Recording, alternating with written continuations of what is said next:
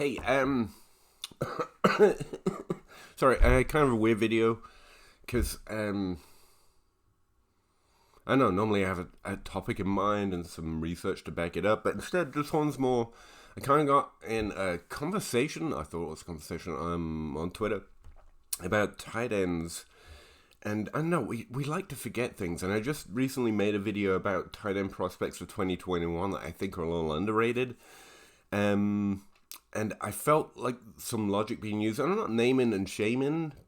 He is remarkably well followed for someone who eventually just said, you sharing opinions about the opinions I share on Twitter is going too far.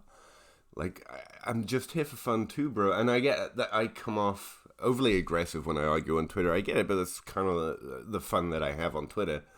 Because, I don't know, it's just, I like discussing and arguing about fantasy football because it doesn't matter. And that's some way you can just have an argument.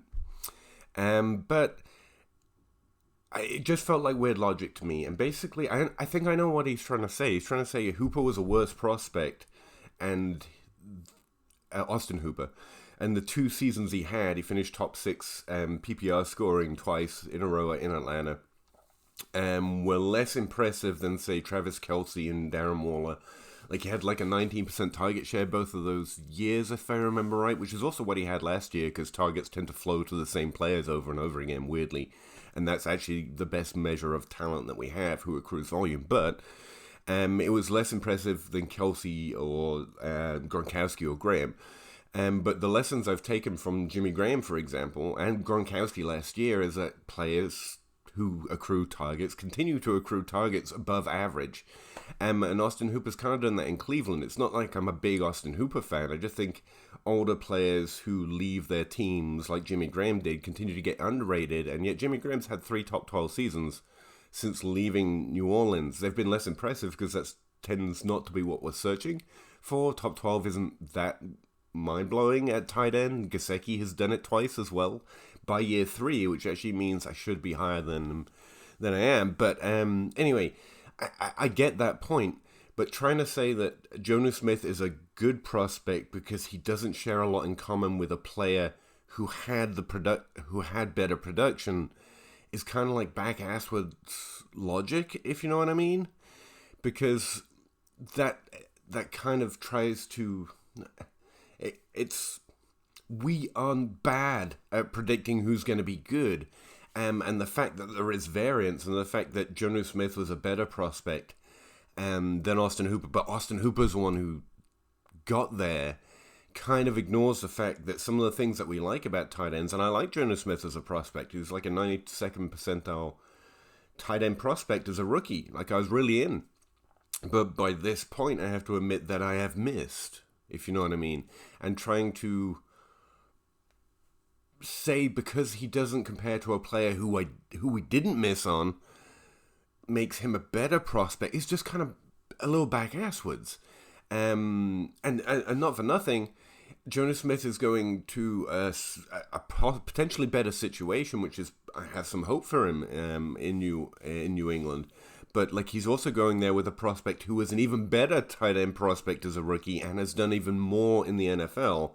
And so again, trying to smooth over or ignore what has actually happened for what we thought would have happened, kind of, it would seem to hamper us when trying to get better at finding fantasy points next year, instead of trying to dismiss fantasy points that happened in previous years, if you know what I mean. And that's what I was trying to say. So I guess it's a Pahowdy video, so some spreadsheets.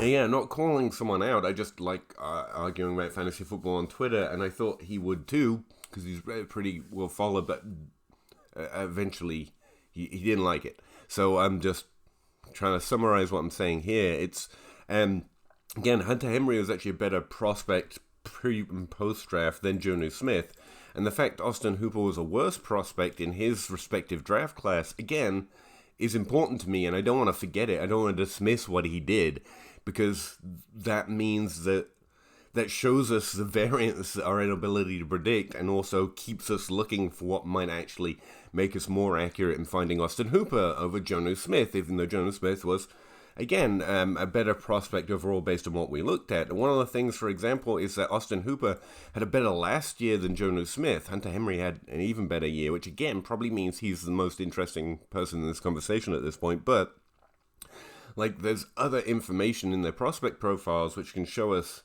potentially we could focus more on what they did in the yards per team pass attempt basis in their last year, and that would have led us more to Austin Hooper than Jonnu Smith, which would have been more accurate and would have gotten us more points. Now, in fact, the honest truth is that NFL stats are more correlated to future NFL stats, the more descriptive of how talented, because we really don't know what that means in the NFL at all. And so I actually got on Austin Hooper before those positive years and Zach Ertz, despite disappointing earlier in his career, because instead of just dismissing what's actually happened, and this is their NFL stats, for example, Austin Hooper was kind of a disappointment in the first 2 years, so was Hunter Henry, but more productive in both cases than Jonnu Smith. And this isn't an argument against liking Jonnu Smith. I think there's a lot to like, but it can happen, but trying to overwrite the things that actually have proven to be more useful for predicting who's going to be good because we didn't want it to be that way 4 years ago. And no, it just seems like it's going to hurt our potential for finding more fantasy points in the future rather than help it. So like walking into the New England situation, Hunter Henry has done better at every level. And trying to dismiss Austin Hooper in an attempt to improve Jonnu Smith, you don't even need to do that. And I'm sure that's not the entire reason that he likes Jonnu Smith. It just seemed like a weird go-around, you know? I'm going to dismiss a player who wasn't Rob Gronkowski and Jimmy Graham to try and prove that Jonnu Smith should have been the one who was more productive. It's like, that's not going to help us predict rookies, because it ignores the fact that Austin Hooper was actually the guy we should have been chasing, and how little we can know. And I think that's almost as important as what we can know. The stuff we can't know, to me, is as important as the stuff we can know.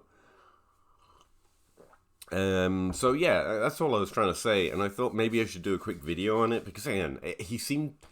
I don't believe I can push someone to the point that they're saying, if you're just going to share opinions on Twitter, man, like, yeah, that's what we're both doing. I mean, that's what we're both doing. I didn't know that would be a problem, so apologies. And I just, I guess, but we don't have to diminish or disregard or in some way, in hindsight,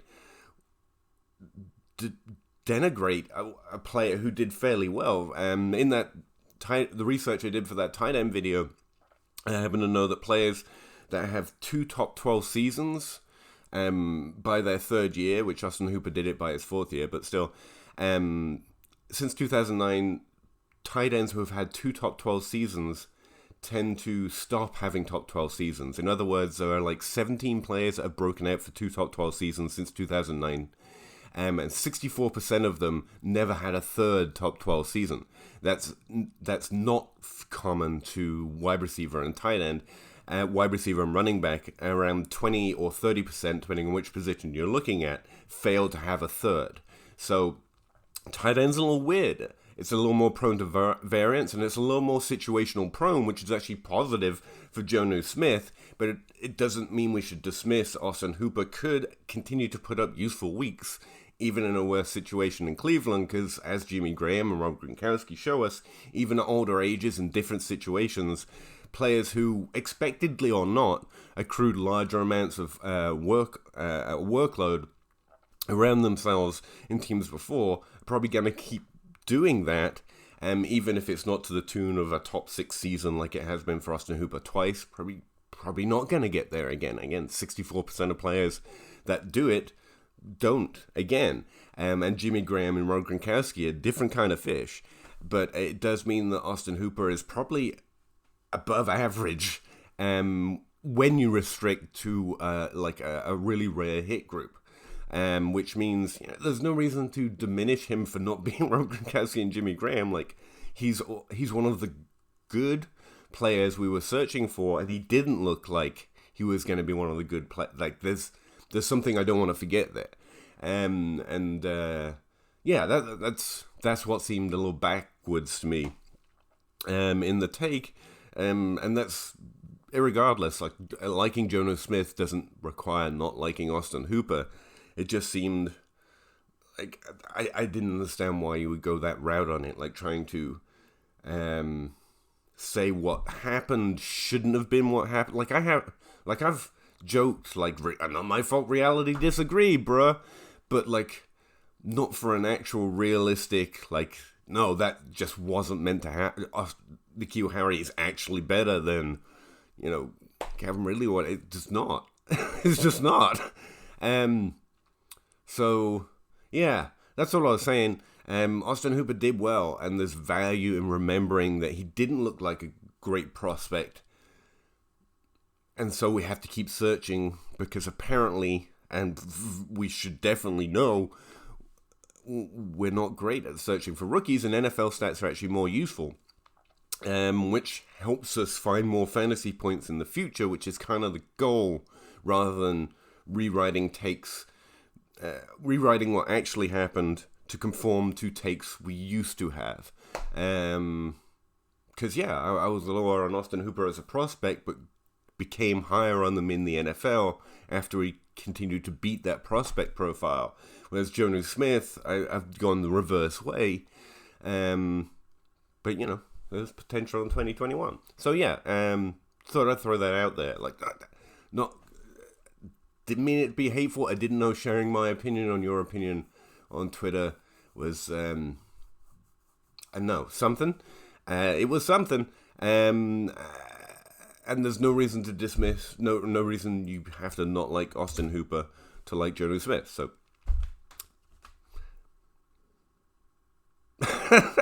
let's get out of here, I guess.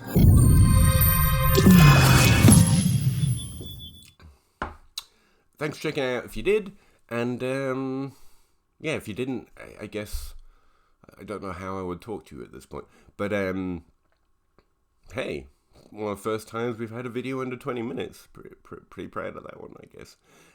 Sorry for the bright light behind me and the bad lighting. I literally just thought maybe I should say some of that, because apparently I'm not doing a good job expressing it on Twitter, or a really good job, because I essentially, made him quit the argument. I guess that wasn't what I was shooting for.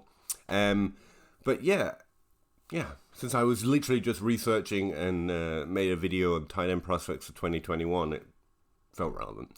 Anyway, thanks for checking out if you did, and I'll talk to you again whenever I release that video about tight end prospects in 2021. Thanks very much. Bye.